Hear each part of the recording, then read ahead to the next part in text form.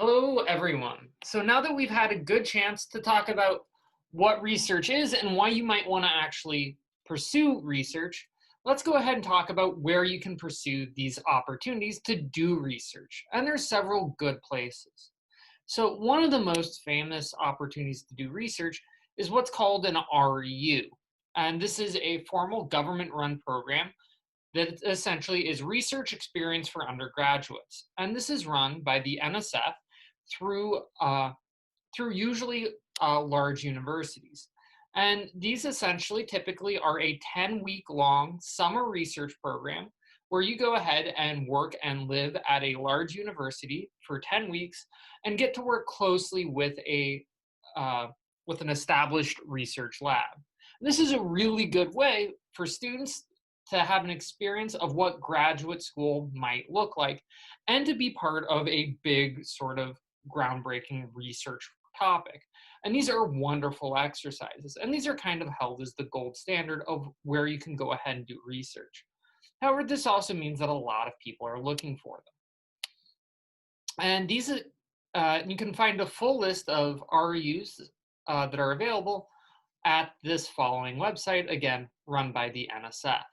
And these are really good opportunities, and they can range in topics anywhere from working in the arts all the way to working in the hard sciences. And so whether you're interested in microbiology or material physics, you can usually find an REU that's going to tailor to surprisingly exactly what you might want to do.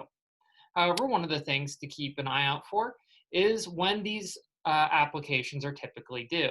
Usually the due dates start rolling around sometime in December, and almost all of them have final due dates somewhere by mid to late February. That said, see if you can go ahead and at least pick up a couple of RUs you might want to apply to by essentially mid-November, and even if it's a little bit busy, you should be able to use our extended winter break to try and apply to as many RUs that might be of interest. Though, make sure you've already selected who you're going to use as your references so they know where you're going to be applying. However, one of the important things to realize is that working at a big university through an REU isn't the only place you can do research. There's also lots of other places you can research, and one of the big ones is through the government. There's a lot of government agencies who are often looking for undergraduate researchers, especially in the summer. And so you can find a pretty good list of general internships for a whole bunch of different government agencies through STEM undergrads. And this is going to include agencies like the Department of Energy, the Department of Defense, the Department of the Interior, which includes specialty groups like the United States Geological Service, but also other agencies such as the Department of Agriculture. Also, there's specific research opportunities through the National Institute of Health and, of course, the National Science Foundation for opportunities that aren't exactly an REU. But some of these agencies, just like the NSF, have their specific tailored programs that you can also apply to. One really good one is called SULLY, and this is essentially run through the Department of Energy, where you get to work and live at a national lab. And these are essentially laboratories that are often devoted to some topic that has to do with energy. And this can be anywhere from environmental work to nuclear physics, and honestly anything in between. Now, these applications are typically due in early January, so hopefully you can spend your time over winter break trying to apply to a couple of these. However, one of the other things is that you don't have to work in government either. If you're interested in trying to go into industry straight off, you might be interested in looking into a business internship. And there's a whole bunch of agencies that can help you coordinate with a business who's looking for undergraduate workers to essentially take an internship. And some of these may be unpaid, but many of them, especially in chemistry, tend to be paid summer work, and some can even go into the school year. And so a prestigious group that offers high-end internships is the ACS Get Experiences, where you're going to essentially apply for the opportunity to be accepted as a ACS intern. But you also have just more general job search programs, including C&E jobs, which often list a set of internships as a subcategory. But also there's other specific internships, such as the Sci Scholars, again, run through the ACS. Also,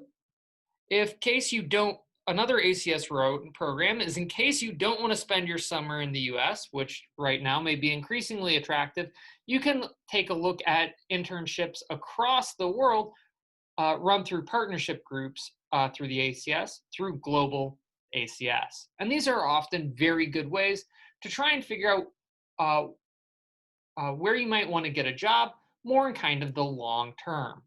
However, sometimes you don't have to go far abroad to find good research opportunities. If you're looking for some research opportunities to build your resume and maybe help you score one of these more prestigious internships or RU programs, you can start research here at Truman. And we actually do have a fairly active research culture here, and there's a fair number of faculty who do have a research group. And one of the things that I'm going to encourage you is to try and find a faculty who has very similar interests, and you might be able to get a start on some of their projects. But one of the important things is that I find that this is a very good way to determine what you might want to do in the future. Are you interested in organic chemistry, analytical, computational, physical, materials?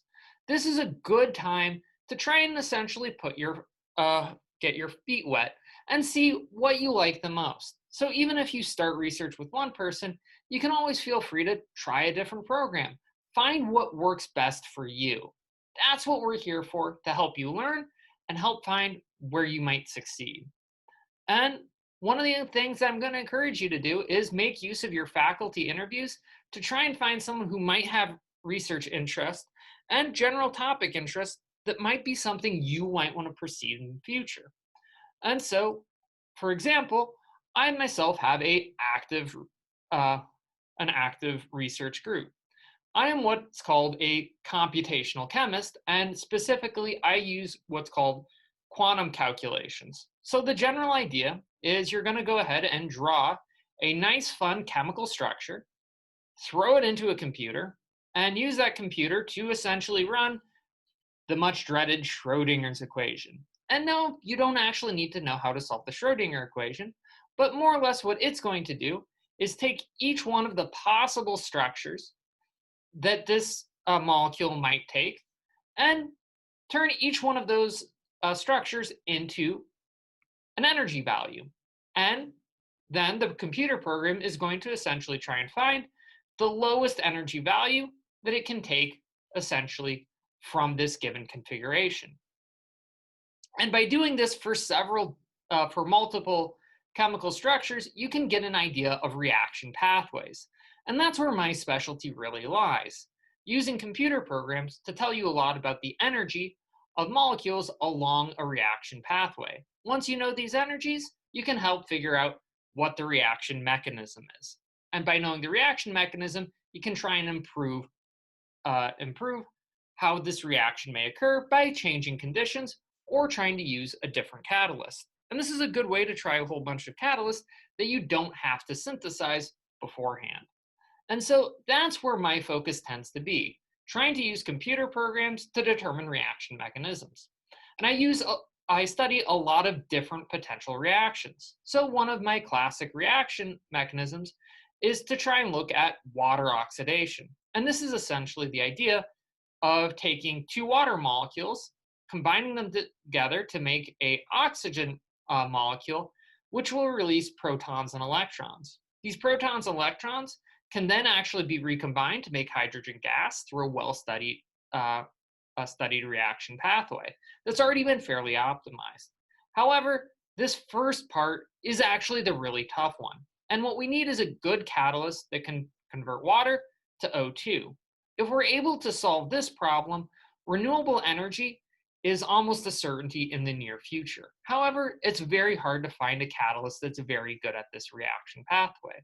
So I'm part of a long ongoing project to try and find out what might make a good catalyst for water oxidation.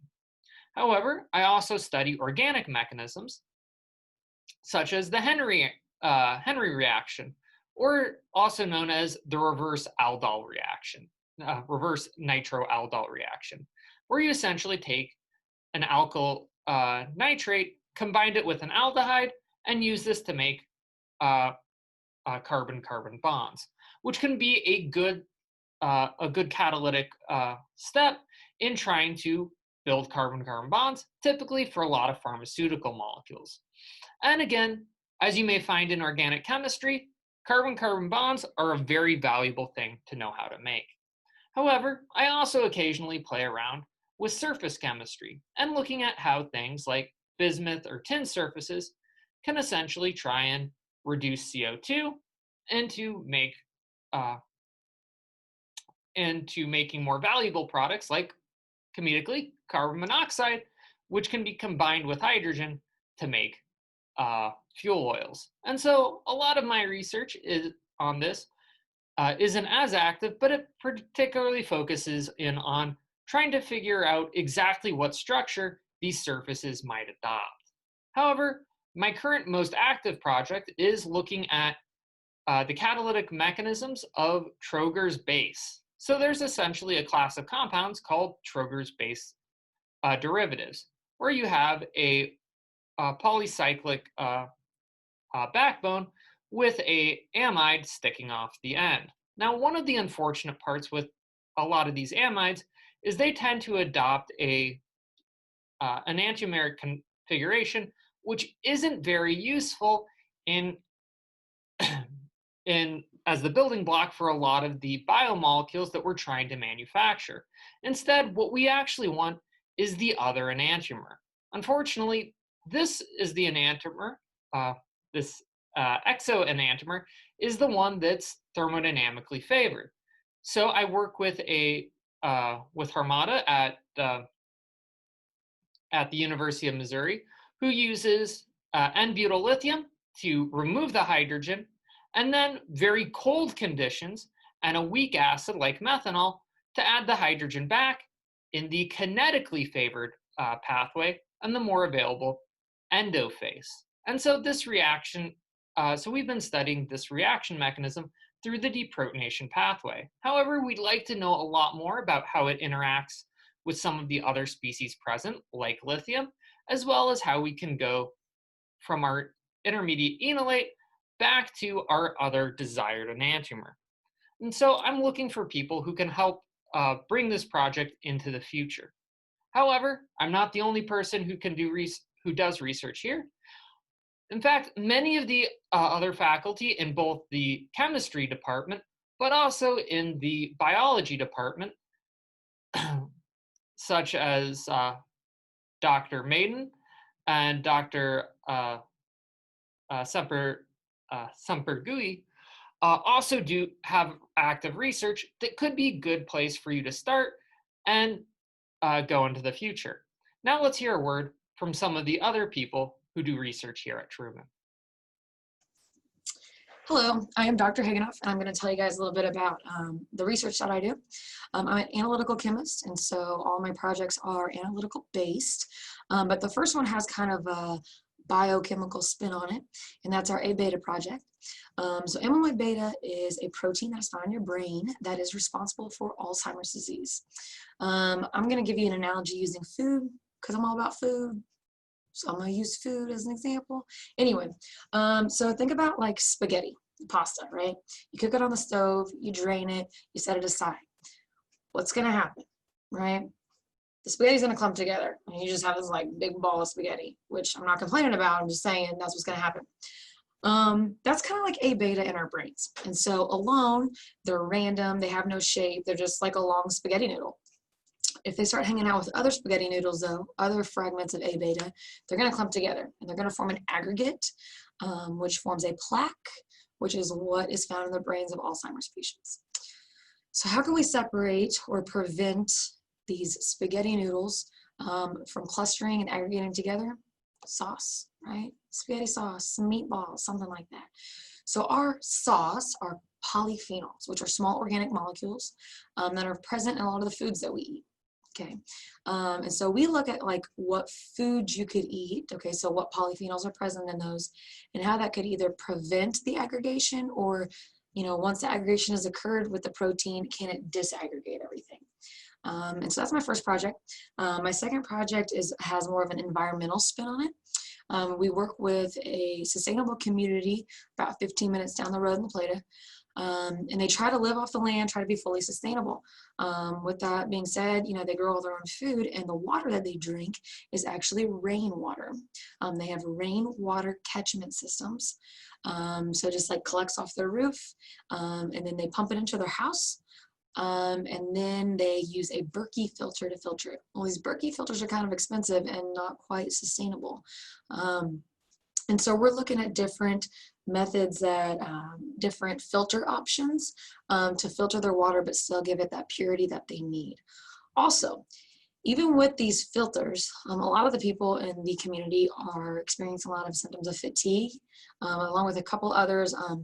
And then also on top of that, when they have people come to the community to like volunteer and work and stuff, and they stay for like a week or two, they actually end up getting really sick. And so the common denominator there is probably the water. So that's why we're looking at it.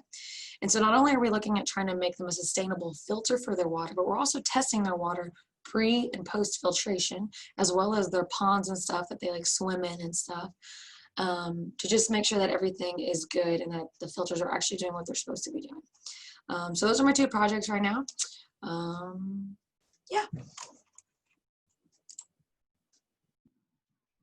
Hi, today I want to tell you a little bit about research in the Miller Lab at Truman State University, where primarily we're using computers to help try to find new drugs that are treatments for various diseases.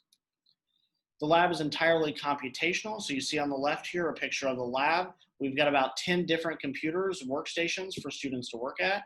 And on the right here, you see one of our more common workstations, which attached to that computer is three 32-inch curved monitors for you to work at.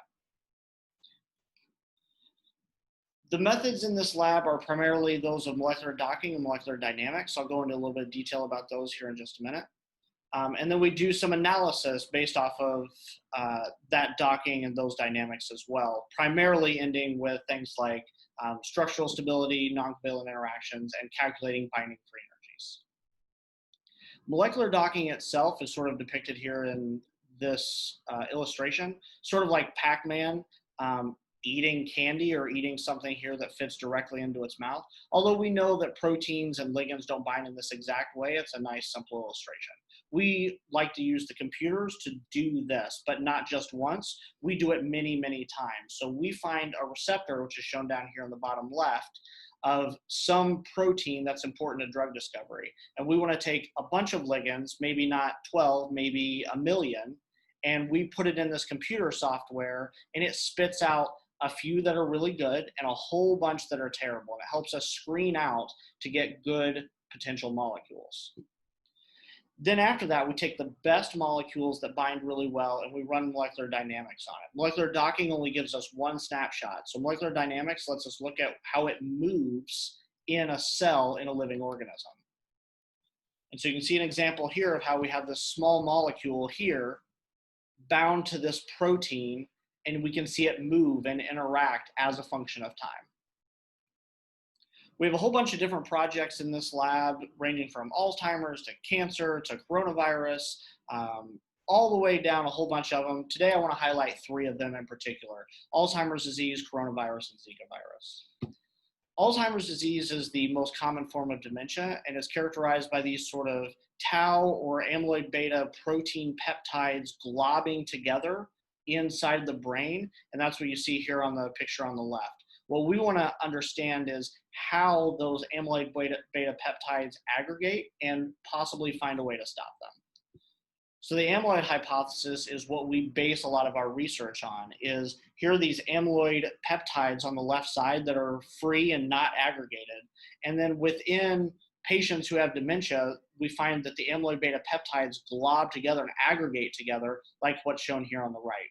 So what we're trying to do is find aggregation inhibitors that will break up these aggregates and these fibrils so that it doesn't block signaling in the brain. The Zika virus project is based off of the Zika virus that became popular back in like 2016 when the Olympics were held in Rio. So there was a recent outbreak there, primarily in South America, but also in Central America. And Zika virus has been linked to several neurological diseases, specifically in newborns, such as microcephaly and Guillain-Barré syndrome. And currently there's no treatable vaccine for Zika. What we focus on is a viral protein called a protease. This protease is important for viral replication, which means it's a really good drug target because humans don't have it and the virus does. So if we can stop this enzyme from working, we can stop replication of the virus within a host. There was a recently crystallized structure, experimental structure of the protease that we can use for computational docking. So we've taken it and we've docked millions of potential inhibitors to try to find one that's really good, that would be a good drug to combat the Zika virus. And what would a drug discovery project be like in 2020 without a coronavirus project? So recently we started up a new project that has to do with coronavirus, which is obviously the cause of COVID-19, which is a respiratory disease, something we don't even really understand fully the long-term effects of. There were 24 million cases worldwide, with over almost 6 million of those coming from the US, and over 800,000 deaths, with 182,000 coming from the United States. So this is a big deal. And so with no current vaccine, there are treatments that need to be found. And so we're hoping to be part of that. So what we did is we've discovered a new structure, obviously, of the main protease. This is sort of like the Zika virus project, and that there's a protease that is important for viral replication. And so we're trying to screen known protease inhibitors and see if there's one that binds really well. Because again, if it binds really well to this enzyme, which humans don't have, we can find a way of inhibiting the spread of coronavirus within a host. So as a summary of the lab, computational chemistry is a lot of fun. We've got a lot of students in the lab doing a lot of great things, lots of different projects. And we have these cool Dr. Miller shirts that was designed by a former student. The picture on the left is from a few years ago. Actually, I just realized this morning that everyone in this picture has graduated and left Truman State now. And the one on the right is a little bit more recent picture. I'd be happy to hear any questions. Feel free to email me if you want to know more. Thanks.